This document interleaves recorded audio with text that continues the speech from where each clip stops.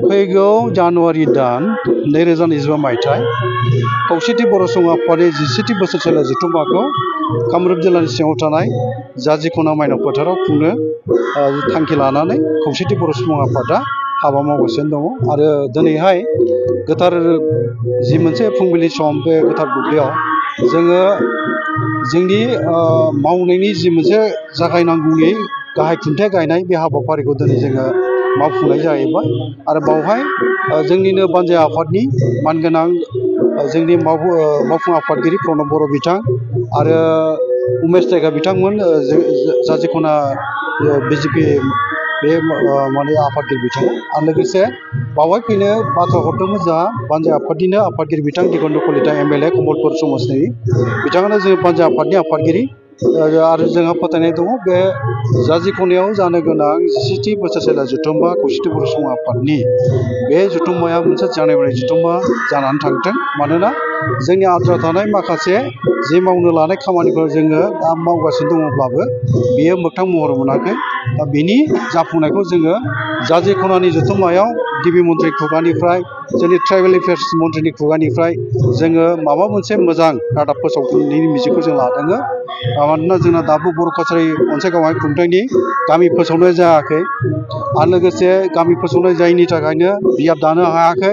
ओंखायनो जों बिसायख'थिसिम थांनो हायाखै दा जोङो जाय थांखिखौ लानानै खामानि मावबोदों बुंनो थाङोबा BTCनि बायजोनि बर'फोरनि थाखाय माखासे जोंहा जायफोर जेंना दङ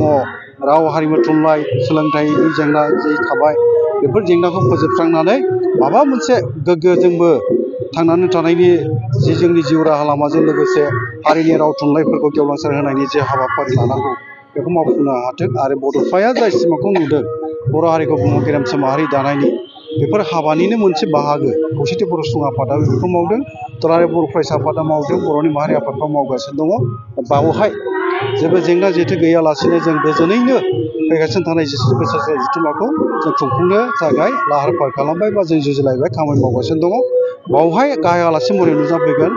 जोंनि आसामनि मानगोनां बयजोंबो सिबिजाग्रा मोजां मोनजाग्रा गिबि मन्थ्रि बिथां डक्टर हेमन्त बिश्व शर्मा बेवहाय नुजाफैगोन जोंनि आसाम आयेन आफादनि बुंथिगिरि बिथां बिश्व दैमारिया नुजाफैगोन बिटिआरनि गाहाय मावफुं सोद्रोमा बिथां प्रमद बर'आ नुजाफैगोन आरो लोगोसे जोंनि ट्राइबेल एफेयार्सनि मन्थ्रि डक्टर मनज पेगु बिथाङाबो नुजाफैगोन आरो माखासे मन्थ्रिफोर आसामनि बिथांमोनाबो नुजाफैगोन दा बावहाय जोङो बेखौनो बुंनो लुबैबावगोन जोंना खौसेथि बर' सुबुं आफादा गासै 22 जिल्लानि सिङाव दङ आसामनि खना खनला 22 जिल्ला आरो माखासे नेबारिं स्टेटसबो थाबाय जेरै अरुणाचल मेघालय आरो नागालेण्ड आरो बेनि अनगायैबो वेस्ट बेंगल लोगोसे त्रिपुरानि थान्दैफ्राबो जोंजों बाहागो लायो नेपालनिफ्राय नुजाफैयो नेपाल हादरनिफ्राय आरो बांलादेशनिफ्रायबो नुजाफैयो दा बेफोर गासैखौबो नोजोर बोनानै जोंनि बानजाय आफादा जि बानजायनो लादों आरो जोंहा फोथायनाय दङ बावहाय मोजां मोनसे थासारिनि गेजेरजों जोङो फैगासिनो थानाय जथुम्माखौ मोजाङै खुंफुंनो हागोन होननानै जों फोथायनाय थाबाय ओरैनो एट ए टाइम खेबसेयावनो जे बबेबा मोनसे जेंनाखौ बा बबेबा मोनसे हारिनि जेंनाफोरखौ सुस्रांजोबनो हाथारगोन बेखौ बुंनायाथ' बे गोरोबथाव बा गनायजाथाव जाया माखासे जायफोरखौ जोङो हास्थायनानै दङ जेरै गामि फोसावनाय बेथ' बावहाय रोखाबा जोङो रादाबखौ मोनगोन आरो गामिखौ फोसावनायनि बाथ्राखौ होगासिनो दङ थाबैनो नटिफिकेसन खालामनाय बाथ्रा होगासिनो दङ बेनि उनाव बियाब दानायनि बाथ्रा फैबाय बिसायख'थि गेलेनाय फैबाय रां बावजानि बाथ्रा फैगोन फेब्रुवारि दानाव जिथु बाजेट जिरायगोन बावहायबो जोङो बे जथुम्मायावनो गिबि मन्थ्रि खुगानिफ्राय माबा मोनसे रादाब जों खोनानो मोनगोन होननानै जों मिजिंथिनानै दङ आरो जोङो सानदों बिटिआरनि चिफ जेराव फैगोन आसाम आयेन आफादनि जेरावहाय बुंथिगिरियाबो फैगोन बे जथुम्माया जोंनि BTCनि बायजोआव थानाय रायजो राजानि थाखाय माबा मोनसे जारिमिनारिजों लोगोसे माबा मोनसे गोजोनथाव जों जे रादाब मोनगोन बेखौ जों मिजिंथिनानै दं दिनै जेरै खौसेथि बर' सुबुं आफादनि 17थि बोसोरसालिया जथुम्मा फैगौ 7, 8 आरो 9 जानुवारि 2025 जानो गोनां बे बोसोरसालिया जथुम्मानि दिनै जिहेथु गाहाय खुन्थियाखौ गायसनबाय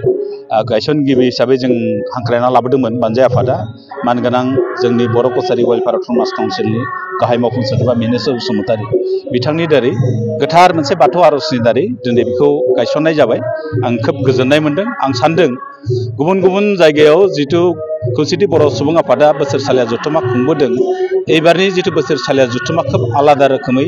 बे जागोन मोनसे जारिमिनारि जागोन जा आंहा मोनसे फोथायनाय दं आं खोब गोजोनदों आरो रायजो राजानि जिबिलाक दुंब्रुद गोसोजों जायफोरनाखि बाहागो लाफैदों जायफोरानाखि मदद होनो ओंखारबोदों आं बिथांमोनखौ गासैखौबो आं खौसेथि बर' सुबुं आफादनिफ्राय गोथार गोसोजों बिथांमोनखौ आङो आंनिफ्राय सिबिनायखौ बावहरदों आं आरो जों बुंथिनांगोन बेयाव नैबे जारिमिनारि बेखायनो जागोन होनना बुंदों बेयाव जोङो बर' हारिनि थामोनथा बा राजखान्थि हक जोंनि राव सिनायथिखौ रैखा होनो थाखाय जिहेतु जों खामानि मावबोबाय थादों बेजों लोगोसे बर' कसारि वेलफेयार काउन्सिलनि गासैखौ जाहाथे जों फुरा रोखोमै दाफुंना लानो हायो जों बिनि सायावबो जिहेतु जों खामानि मावदों दा बिनि बादैबो जोङो बर' कसारि वेलफेयार काउन्सिलजों लोगोसे जोंनि थामोनथाखौ गोजोर खालामनो थाखाय जिहेतु खामानि मावगोन आरो बे मेलाव जोङो बेफोर बाथ्राखौ सावरायनो थाखाय जोंनि माहारियारि आफादफोर जेरैहाय बर' थुनलाइ आफाद दुलाराय बर' फरायसा आफादनि आफादगिरि ट्राइबेल संघनि आफादगिरि बेजों लोगोसे जिहेतु गेवलां मेलाव जों गाहाय आलासि महरै जोंनि मानगोनां आसामनि गिबि मन्थ्रि डक्टर हिमन्त बिश्व शर्माखौ बिथांखौ हांख्रायदों जों दाख्लै 9 अक्ट'आव बिथांखौ लोगो हमदोंमोन लोगो हमनायनि गेजेरजों बिथाङा नैबे मेलाव 9 जानुवारियाव बिथाङा गासैबो हाबाफारिखौ दोनथ'नानैबाबो जोंनि मिटिङाव फैगोन होनना बाहागो लागोन होननानै खावलायदों आरो बिथांजों लोगोसे ट्राइबेल एफेयार्स मिनिस्टारखौ बिथाङा लिंफानो होदों बिथांजों लोगोसे साखाथियाव नांजाबना थानाय बिटिआरनि मानगोनां चिफ प्रमद बर' बिथांखौ जों हांख्रायदों आरो बेजों लोगोसे जोंनि आसाम बिधान सभानि बुंथिगिरि मानगोनां आयेन आफादनि बुंथिगिरि मानगोनां बिस्वजित दैमारि बिथांमोनखौ हांख्रायदों बिथांजों लोगोसे जोंनि साखाथियाव थानाय रायजोनि मेघालय अरुणाचल नागालेण्ड पश्चिम बंग त्रिपुरा गुबुन गुबुन रायजोनिफ्राय जोंनियाव बोसोरफ्रामबो जिहेतु डेलिगेट्स फैयो आरो बेजों लोगोसे जोंहा बिटिआरनि बायजोआव गं 22 जिल्लायाव खौसेथि बर' सुबुं आफाद दं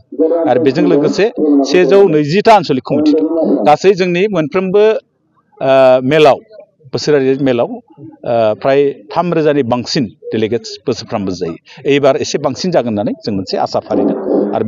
बे जायगानि रायजो राजाखौ जोङो गासैखौबो गोसो मोदोम देहा होनानै जाहाथे जोंनि बे मेलखौ खुंफुंनो हानो थाखाय जों गुरैयै आर'ज गाबदों बे समाव नोंथांमोना सोलायनाय जागोन एबा जिहेतु टार्मिनथिं गोदान आफादगिरि गोदान नेहाथारि हयथ' बे आफादनि दारै मोननो हागोन बे मोनसे गोजोनथाव राहा फिन नोंथांखौनो जुदि सायख'फिनोब्ला